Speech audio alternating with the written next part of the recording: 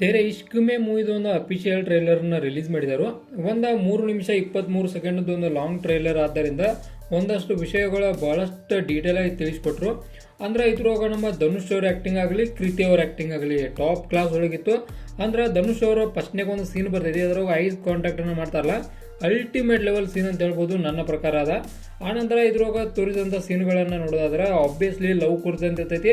ಆನಂತರ ಒಂದು ಟೀಸರ್ ನಾವು ಕೇವಲ ಇದು ಲವ್ಗೆ ಸಂಬಂಧಪಟ್ಟಂಥ ಮೂವಿ ಅಂತ ಅಷ್ಟೇ ಅನ್ಕೊಂಡಿದ್ದು, ಬಟ್ ಟ್ರೈಲರ್ ನೋಡಿದ್ವಾಗ ಗುರ್ತಾತು ಇದು ಒಂದು ಆರ್ಮಿ ರಿಲೇಟೆಡ್ ಮೂವಿ ಕೂಡ ಐತೆ ಅಂತೇಳಿ. ಅಂದ್ರೆ ಏರ್ಫೋರ್ಸ್ ಹೋಗಿ ಈತ ಅದಾನು, ಏರ್ಫೋರ್ಸ್ ಹೋಗಿ ಇದ್ದ ಕಾರಣ ಈತ ಯಾವ ರೀತಿಯಾಗಿ ದೇಶಕ್ಕೆ ಒಂದು ಇದನ್ನು ಮಾಡ್ತಾನೋ, ಒಂದು ಕಾಂಟ್ರಿಬ್ಯೂಟನ್ನು ಮಾಡ್ತಾನೋ ಅನ್ನೋದನ್ನು ನೋಡ್ಬೇಕಾಕೈತಿ. ಒಟ್ ಟೋಟಲ್ ಆಗಿ ಮೂವಿ ಹೇಳೋದಾದ್ರೆ ಒಂದು ಏರ್ಫೋರ್ಸ್ ರಿಲೇಟೆಡ್, ಆನಂತರ ಒಂದು ಲವ್ ರಿಲೇಟೆಡ್ ಇರ್ತೈತಿ. ಅಂದ್ರೆ ಮೋಸ್ಟ್ಲಿ ಇದು ಯಾವ ರೀತಿಯಾಗಿ ಆಗೋ ಚಾನ್ಸ್ ಐತೆ ಅಂದ್ರೆ ಫಸ್ಟ್ನಾಗ ಈತ ಲವ್ ಮಾಡ್ತಿರ್ತಾನಲ್ಲ, ಆನಂತರ ಈತನೇ ಲವ್ ಫೇಲ್ಯೂರ್ ಆದ ಕಾರಣ ಈತ ಏನರ ಒಂದು ಏರ್ಫೋರ್ಸ್ ಜಾಯಿನ್ ಆಗ್ಬೋದು.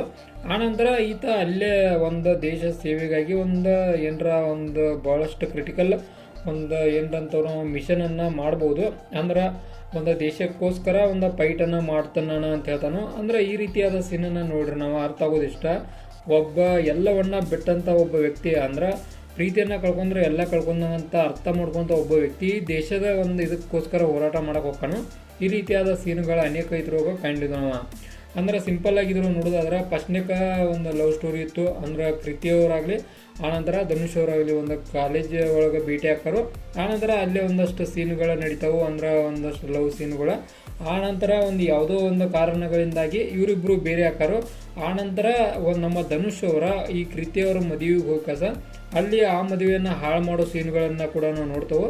ಆನಂತರ ಆಬ್ವಿಯಸ್ಲಿ ನಾವು ಟೀಸರು ನೋಡಿದಂಥ ಗಂಗಾ ಜಲದ ಸೀನ ಇದ್ರಾಗೂ ಇತ್ತು. ಅಂದ್ರೆ ಕೃತಿ ಮೇಲೆ ಹೋಗಸ ಅವನು ಸುರಿದು ಅದು ಮಾತ್ರ ಅಲ್ಟಿಮೇಟ್ ಲೆವೆಲ್ಗಿತ್ತು ಅಂತೇಳಿ ನನ್ನ ಅನಿಸಿಕೆ.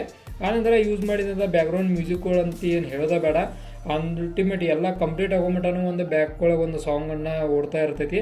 ಅದು ಮಾತ್ರ ಅಲ್ಟಿಮೇಟ್ ಲೆವೆಲ್ ಪ್ಲೇಸ್ ಮಾಡಿದಾರು. ಮತ್ತು ಯಾವ ರೀತಿ ಒಳಗೆ ಯಾವ ಸೀನಿಗೆ ಒಂದು ಹೆಚ್ಚು ವಾಲ್ಯೂಮನ್ನು ಇಡಬೇಕು, ಆನಂತರ ಕಡಿಮೆ ವಾಲ್ಯೂಮನ್ನು ಮಾಡಬೇಕು ಅನ್ನೋದನ್ನು ಒಂದು ಇದರಲ್ಲಿ ಕಲ್ಕೋಬೇಕನ್ನೋ ತಿಳಿಸ್ಕೊಟ್ಟಾರು.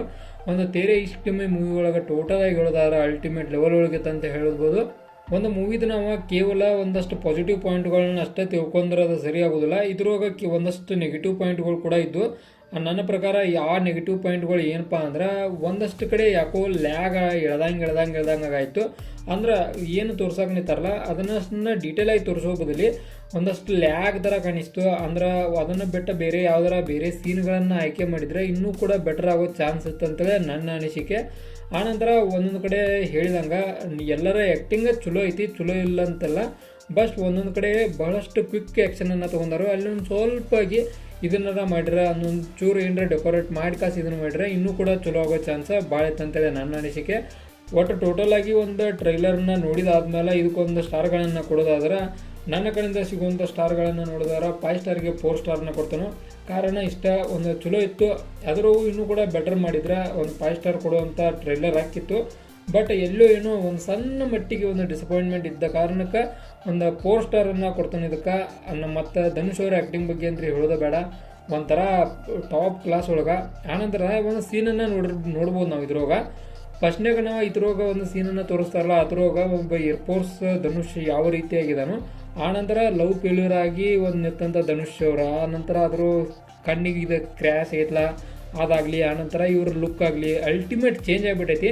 ಇಲ್ಲಿ ನೋಡ್ತಾ ಇರೋ ಧನುಷನ ಬೇರೆ ಅನ್ಸೈತಿ, ಇಲ್ಲಿ ನೋಡ್ತಾ ಇರೋ ಧನುಷನ ಬೇರೆ ಅನ್ಸೈತಿ. ಆ ರೀತಿ ಒಳಗೆ ಒಂದು ಕಾಂಟ್ರಿಬ್ಯೂಟ್ ಮಾಡಿದ್ದಾರೆ ಅಂತ ಹೇಳ್ಬೋದು. ಒಟ್ಟು ಟೋಟಲ್ ಆಗಿ ಹೇಳ್ಬೇಕಂದ್ರೆ ಟಾಪ್ ಕ್ಲಾಸ್ ಒಳಗಿತ್ತು. ಇದಾಗಿತ್ತು ತೆರೆ ಇಷ್ಕ್ ಮೇ ಮೂವಿದೊಂದು ಅಫಿಷಿಯಲ್ ಟ್ರೈಲರ್ ರಿವ್ಯೂ. ಇದೇ ಥರ ನಿಮ್ಗೆ ಇನ್ಫಾರ್ಮೇಟಿವ್ ವಿಡಿಯೋಗಳು ಬೇಕಾದ್ರೆ ಚಾನಲ್ ಸಬ್ಸ್ಕ್ರೈಬ್ ಮಾಡ್ಕೊರಿ. ವಿಡಿಯೋ ಇನ್ಫಾರ್ಮೇಟಿವ್ ಆದ್ರೆ ಮಾತ್ರ ಒಂದು ಲೈಕ್ ಕೊಟ್ಟು ನಮಗೆ ಸಪೋರ್ಟ್ ಮಾಡೋದನ್ನು ಮರಿಬೇಡ್ರಿ.